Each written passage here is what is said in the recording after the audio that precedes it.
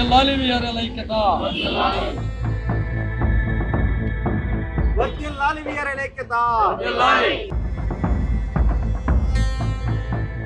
గ్రామ స్థాయిలో ఏ పథకం ఇంప్లిమెంట్ కావాలన్నా వీఆర్ఏలు కీలక పాత్ర పోషిస్తారు. మరి ఇట్లాంటి వీఆర్ఏలకు ఈరోజు అన్యాయం జరుగుతుంది, తమకు చాలా ఇబ్బందులు తలెత్తుతున్నాయి, కనీసం పే స్కేల్ రావట్లేదు, కారుణ్య నియామకాలు లేవు, ఇట్లాంటి అంశాలపైన ధర్నా చేపడుతున్నారు, పెద్ద ఎత్తున ఆందోళన నిర్వహిస్తున్నాం అంటున్నారు.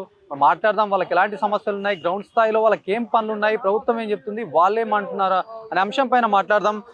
చెప్పండి, ఎట్లా ఏంటి ఇప్పుడు మీకు ఉన్న కష్టాలు ఏంటి, మొత్తం గ్రామ స్థాయిలో మీరు ఎట్లాంటి విధులు నిర్వహిస్తారు? ముఖ్యంగా ఈ రాష్ట్రంలో 20,000 మంది రెవెన్యూ శాఖలో అట్టడుగు స్థాయిలో పనిచేస్తున్నటువంటి వీఆర్ఏలు. మాకున్నటువంటి విధులు ఏంటంటే రెవెన్యూ శాఖకి, తహసీల్దార్ కార్యాలయానికి, గ్రామాల్లో ఉండేటువంటి రైతులకి అనుసంధానంగా పనిచేసేటువంటి ఉద్యోగం ఇది. బ్రిటిష్ కాలం నుంచి పనిచేస్తున్నటువంటి ఉద్యోగం, గత 100 సంవత్సరాల నుంచి ఉన్నటువంటి బ్రిటిష్ కాలంలో పనిచేస్తున్నటువంటి అనేకమైనటువంటి పేర్లతో పిలవచ్చు. వెట్టిని, ముదామని రకరకాల పేర్లతో పిలుస్తున్నటువంటి సందర్భం. అయితే గ్రాడ్యువల్ గా వచ్చినటువంటి ఈ నాగరికత యుగంలో విఆర్ఏ అని పిలిపించుకునేటువంటి స్థాయికి పోరాటాల ద్వారానే ఈ విఆర్ఏ అనేటువంటి పేరు కూడా సాధించుకున్నాం. కాబట్టి ఈ రోజున రైతులకి, వాళ్ళకి అనుసంధానం పనిచేసేటువంటి విఆర్ఏలని ఒక విధి అనేటువంటి, ఒక విధులు నిర్వహించేటువంటి దానికి ఒక కట్ ఆఫ్ అనేది లేకుండా ఇతర శాఖలకు సంబంధించినటువంటివి కూడా తీసుకొచ్చి వీఆర్ఏలను పెట్టి వెట్టి చాకరీ చేపిస్తా ఉంది ప్రభుత్వం. సరే, వెట్టి చాకరీ చేపిస్తున్నటువంటి సందర్భంలో మేము చేయటానికి సిద్ధంగా ఉన్నాం, కానీ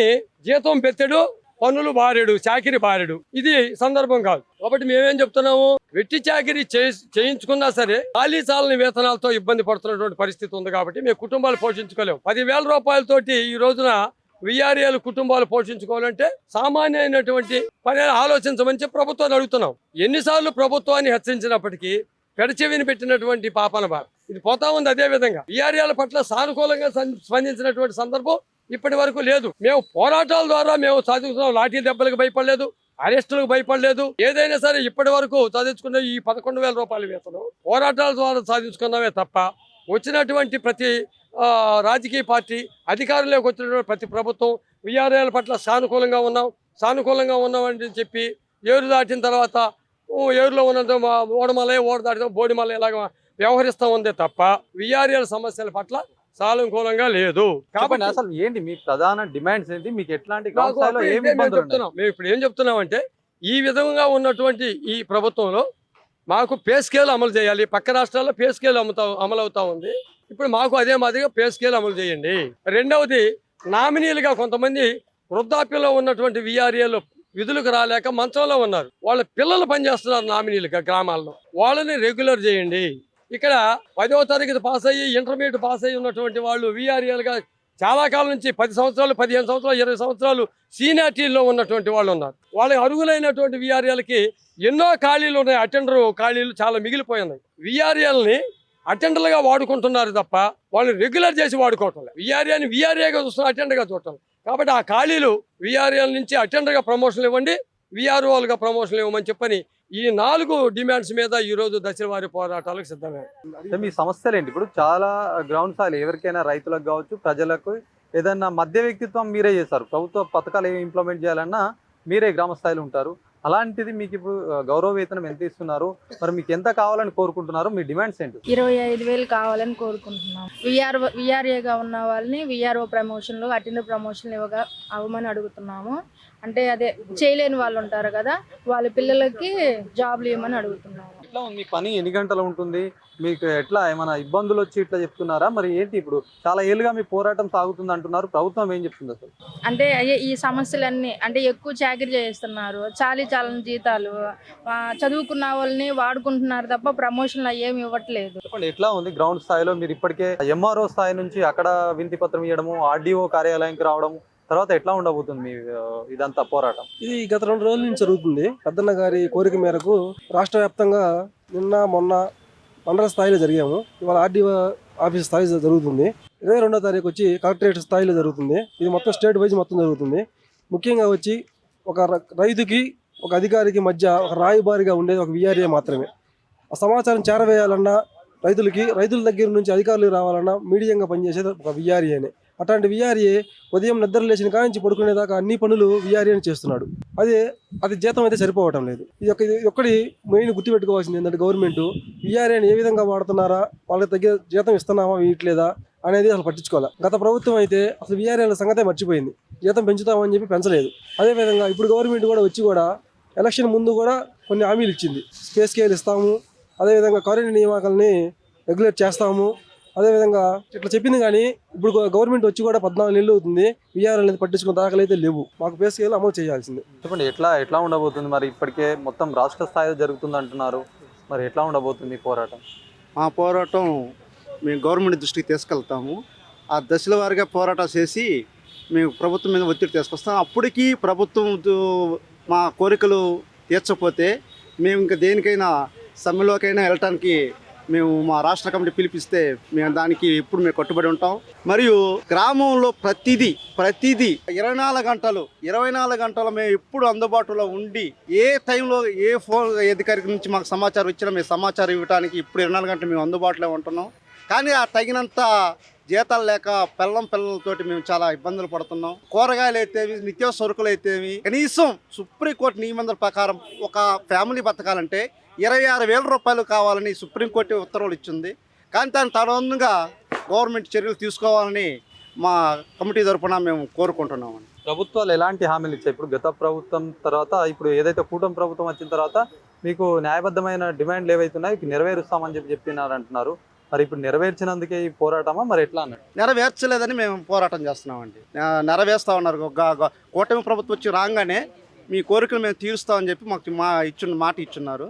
అది తీర్చలేని వల్ల మేము దశల వారీగా పోరాటాలు గవర్నమెంట్ తెలియపరచడం చేస్తున్నామండి. విఆర్ఏల ఆధ్వర్యంలో ఇది చేస్తున్నారా, లేకపోతే ఏమైనా జేఏసీ ఆధ్వర్యంలో చేస్తున్నారా? మొత్తం రాష్ట్ర వ్యాప్తంగా ఒక్కొక్క ఏరియాలో ఇట్లా చేయాలి అని చెప్పేసి చేస్తున్నారు. ఎట్లా నిర్ణయిస్తున్నారు, ఎట్లా ముందుకు వెళ్తున్నారు? గతంలో అయితే ఒక CI2 అనుబంధంగా విఆర్ఏలు పనిచేసినటువంటి సందర్భం ఉంది గత 1986 నుంచి. అయితే ఈ ప్రభుత్వాలు వచ్చిన తర్వాత బెదిరింపు ధోరణిలోకి వచ్చేసాయి.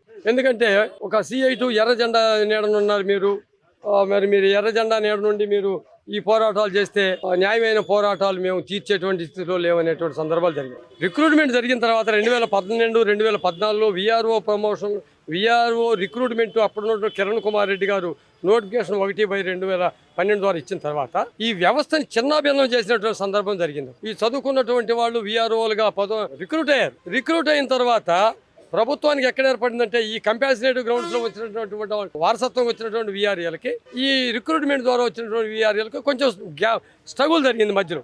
అంటే మేము చదువుకొని వచ్చాము అనేటువంటిది, ఇక్కడ చదువు లేదు. కాబట్టి ఈ క్రమంలో పాలించు అనే విధంగా ప్రభుత్వమే విఆర్ఏల్ని విభజించినందువల్ల రిక్రూట్లో ఉన్నటువంటి వాళ్ళు ఒక సంఘం పెట్టుకున్నారు. కంపాసినేటివ్ గ్రౌండ్ ద్వారా వచ్చినటువంటి వాళ్ళు వారసత్వం సంబంధించిన విఆర్ఏలు సంఘం పెట్టుకున్నారు. కాబట్టి ఇవన్నీ వచ్చినందువల్ల ప్రభుత్వానికి ఒక విధమైనటువంటి చులకన భావం ఏర్పడింది. కాబట్టి ఇక్కడ 4 సంఘాలుగా విడిపోయినందువల్ల మేము మొదటి నుంచి ఉన్నటువంటి పెద్దన్న గారు ప్లస్ గణేష్ గారు, Venkataratnam, including also myself Vivekananda Paladugu, నేను అంతా రాష్ట్ర నాయకత్వంలో ఉండి దీన్ని స్టేట్ వైడ్గా నడిపిస్తూ ఉన్నాం.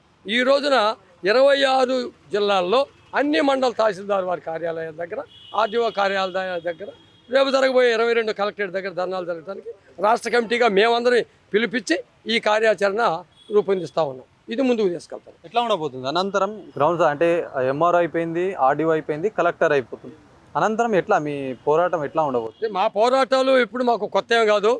మేము గతంలో ఇప్పటికి జరుగుతున్నటువంటి సాధించుకున్నటువంటి 11,000 రూపాయల వేతనం ఎవరు మమ్మల్ని దయదలిసి మిమ్మల్ని పిలిచి మేము వేతనం ఇస్తున్నామని చెప్పిన సందర్భాలు లేవు.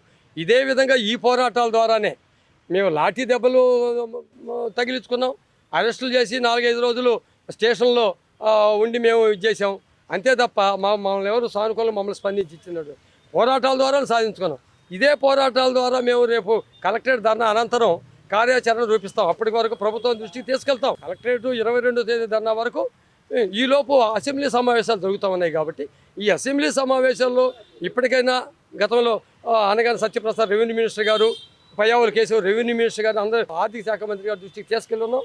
మీ సమస్యల్ని మేము తీరుస్తామని చెప్పారు. ఈ అసెంబ్లీ సమావేశాల్లో మాది ఒక చర్చ పెట్టండి అని మేము అడుగుతున్నాం.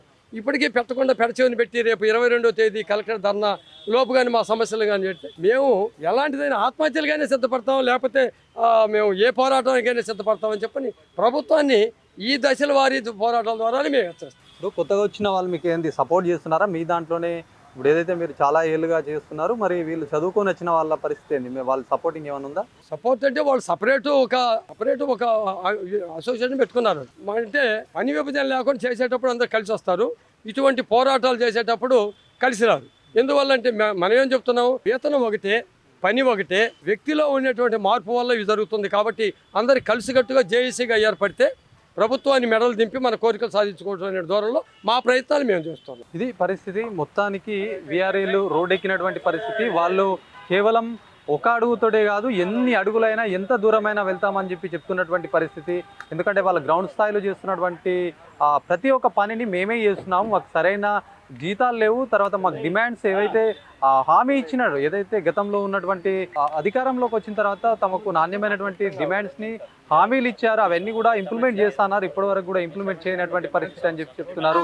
ఎంత దూరమైనా వెళ్తాము, మాకు ఖచ్చితంగా మా న్యాయ పోరాటం చేస్తున్నాము, ఇది ఖచ్చితంగా ప్రభుత్వం దీనికి స్పందించి వాళ్ళ కోరికలు తీర్చాలని కోరుతున్నటువంటి పరిస్థితి. కెమెరా పర్సన్ సందీప్తో శ్రీనివాస్, అభినవ్ భారత్, ఒంగోలు నుంచి.